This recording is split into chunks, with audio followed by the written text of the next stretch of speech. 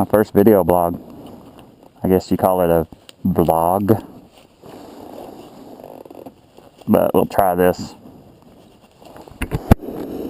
I don't have a good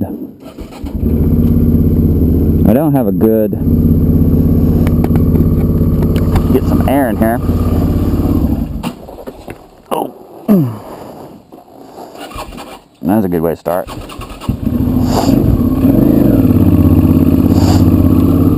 Don't have a good way to mount it and still be able to talk.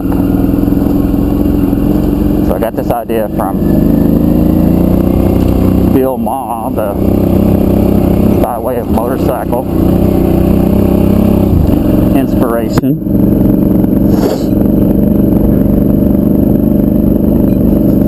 And so it's just tightly snug in my helmet. It's rather uncomfortable, matter of fact. It's kind of pushing on my upper lip. I need to invest in some kind of microphone so that I can mount the camera on the outside of the helmet and then just have a microphone inside the helmet. But anyway, this is my daily commute on my V-Strom. I've got, you can probably see it if we're not too bouncy here, 2,289.7 miles on my new bike. New to me, not a brand new bike. 2004, matter of fact. But I got it for what I feel like is a extremely good deal. $3,800. And those are all basically commuting miles. This is my daily commute. It's about 25 miles a day, one way. So I put about 50 on it a day. I usually work 4/10, so you can do the math pretty easy. About 200 miles a week. The weather wasn't calling for rain, but that doesn't look too promising right there. Crap. Oh well, we can deal. But anyway, this is the, for those that don't know me, this is my first motorcycle vlog. Got my inspiration from Bill Ma on YouTube by way of motorcycle. And the guy's really inspired me with the trips he's done. I don't see myself taking one of those cross-country trips anytime real soon, but we'll see. Right now I'm just getting my motorcycle legs under me by commuting each day and trying to take it pretty safe. And I am a new motorcycle rider. Never ridden a motorcycle for any extended period of time. Never owned. I take that back. I did own a motorcycle, but it was a garage queen for a year or two until I sold it because it was a piece of crap and it didn't run. So hadn't never ridden a motorcycle per se. So this has been a great adventure. I try to hit on the quarter hours because the commuters, you'll see my commute is pretty amazing, but the locals drive like, you know, typical locals, too fast. And so I try to stay out of that melee. At every half hour, typically coming home, is when the crazies come out. And it can get pretty dicey on the road. Alright, I hope you can hear this. This is just going to be a test run initially here. I've got my my new hand guards on. Man, I put those on last night. Previous to getting those on, my hands were getting pretty chilly. It is October 25th today. Happy birthday, Libby, my 23-year-old. And winter finally came upon us here in Sierra Nevadas. It's kind of nice to finally see weather. Well, cooler weather. We had lots of hot weather. But makes for a little bit of an exhilarating ride. You know, at 7 o'clock in the morning.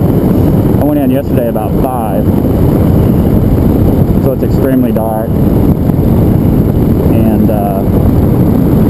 pretty scary. I just kind of shifted the camera right there with my lip. Got to get a bracket on in here. I think a little bit of Velcro right on the front, and we'll be cooking. But for now, kind of uncomfortable. And you're probably getting a view, looks like it's kind of pointing down. Might pull over in a second, let these cars off my butt, and readjust it. But this area through here, you want to be diligent. A lot of deer. I passed at least 3 spots on the highway where motorcyclists have been killed in recent history. Typically by a distracted driver. Those were the 2 incidents that I recall being basically the root cause. Was a car drifting over the center line, hitting a motorcycle head on right up here at the park and ride.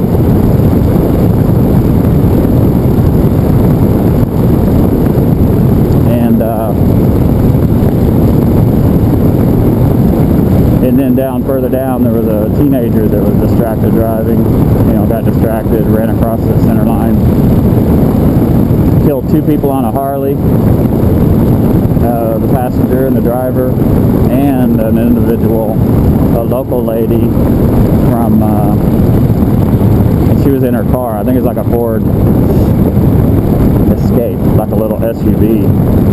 But the local girl was driving a big Bronco or something like that, and took them out.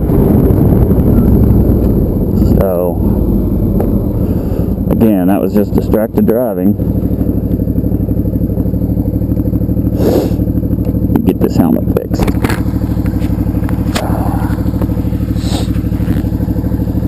Can't put it on my nose.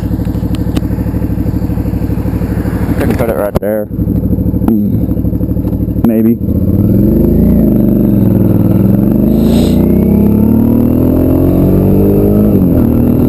Be a little bit sideways.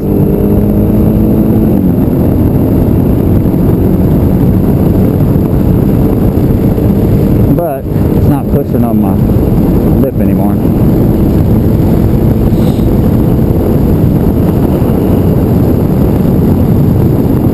But like I was saying, it's right up here where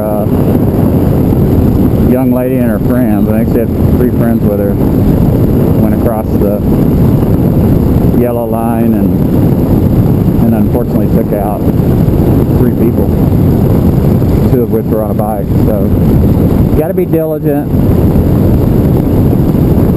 We have our share of road rage and stuff like that here, but it's very few and far between. Most of the locals work together. There's just occasionally the aggressive driver, which I think all of us have a little aggressiveness in us when it comes to driving at times, provoked, if we're provoked under the right circumstances, which is kind of scary. So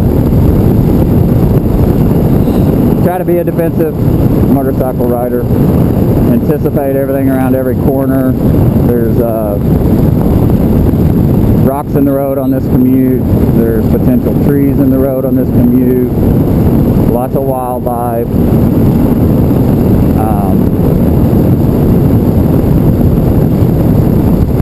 mud, rocks, debris, all kinds of crap on this highway. So you got to drive defensive for the environmental hazards, and then the human element is always the unknown. What's somebody going to do?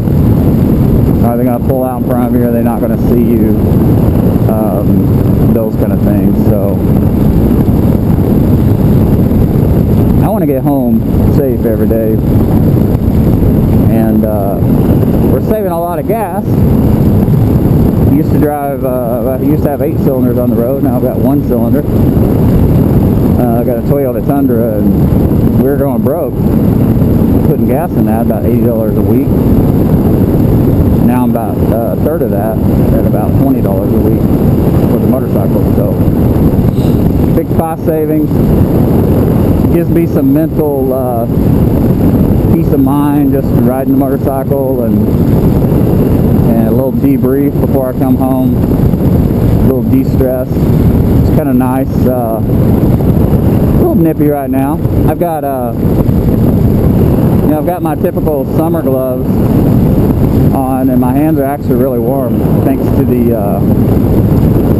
hand guards I put on last night. So feeling a lot better.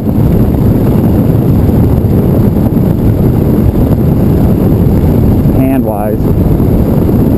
And it's always cold through Mid-Pines.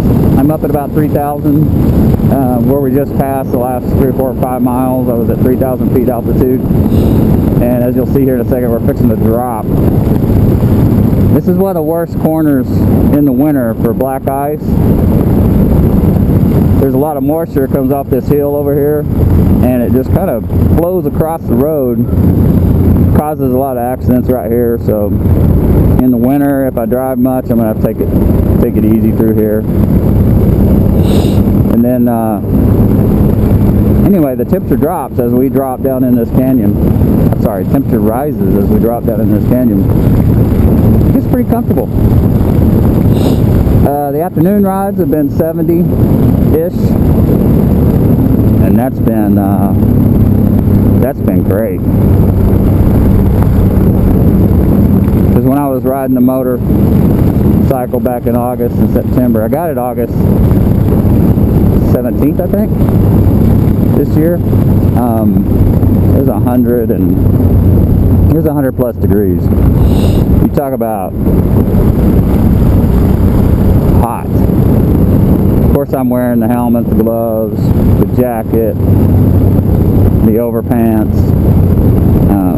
all that good stuff. But man, it was uncomfortable, to say the least. So get a little chilly in the morning and burn up at night. But that's what I love about where we live. It always gets cool at night, even if it is 100 plus in the daytime. It'll typically drop below 70 almost every summer night, which is nice. So they call that the Octagon. This is what they call Bryceburg grade. A little back and forth down the hill. Pretty fun to ride coming up and going down. People swim off there to your left. I think that's called the Octagon Hole. There's some creek there. I don't know what the creek's called. I should know that. But it all drops right down in here into the Wild and Scenic River, the mighty Merced River, that flows straight out of Yosemite, out of the Yosemite High Country, down this, along parallel this highway 140 right down here, and out to wherever the Merced goes, through a couple of lakes, impoundments, dams, whatever you want to call them, and then on. But for a good distance, it's wild and scenic, so it is pretty cool. That road up there, think about going up there and going deer hunting maybe tomorrow morning. See it up there? There's a car up there right now coming down. Probably somebody up there got him a deer. It's couple days left in deer hunt season, and I've been going out around the place at night and haven't had any luck. But, gonna have to venture out a ways, is my feeling, to get our deer. So we'll do that. But look, I've given you initial vlog. It's probably gone long enough, 6-7 minutes, and it's a little bit strange having this camera leaning up against my nose. I'm sure you don't appreciate me snorting right next to you, so I'm gonna pull over here in a minute and take it off, and I'll preview the video, see how it went, and probably give you a little bit of a more to come, and I can fix the issue with where I need to put this thing, i.e. in my helmet, and just to fix it right in front of the helmet, and we can do more of this. I think I can be fairly entertaining. I'm not an expert in too many areas, but I do pride myself in trying to learn all the time, and this motorcycle thing has been great. So I'm going to pull over and let this car behind me get around, and hopefully this truck will end up pulling over up here in a little bit. And I'll get on into work. Talk to y'all later. Again, this is Sooner Raj. I'm also on YouTube and Facebook, but on YouTube it's Yosemite CA for Yosemite, California. That's my username, and don't have much up there, but maybe this will start to something good. So feel free to comment. And look at that idiot passing on a double yellow. Bonehead.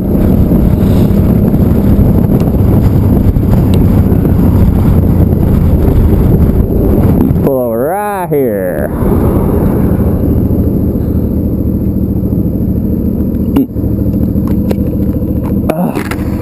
Get out of there, little guy. This is Roger signing off. 17 minutes? Crap.